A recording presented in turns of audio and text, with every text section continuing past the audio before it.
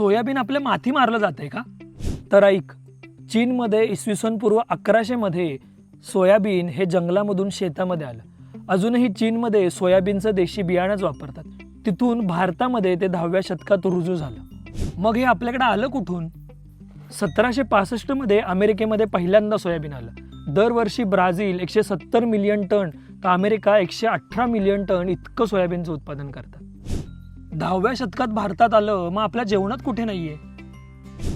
1965 मध्ये Indian agriculture counselling आणि United state एजन्सीने भारतात ब्रॅग नावाचे सोयाबीन आणले.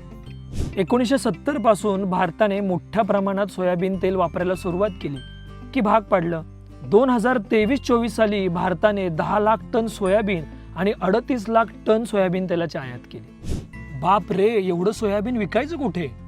विगनच्या नावाखाली सोयाबीन मिल्क, सोयाबीन टोफू आणि प्रोटीनच्या नावाखाली सोयाबीन चंक. सगळ्यात कहर म्हणजे सोयाबीन चंक विकलं जावं म्हणून त्याला बुवा भाजी या नावाने प्रसिद्ध करण्यात आलं. सोया चंक जे सोयाबीनचं तेल काढून उरलेल्या पेंडापासून बनवलं जातं. हीच पेंड जी आपण जनावरांना खायला घालतो. पण सगळे डायटिशियन तर म्हणतात की सोया चंकमध्ये भरपूर प्रोटीन आहे.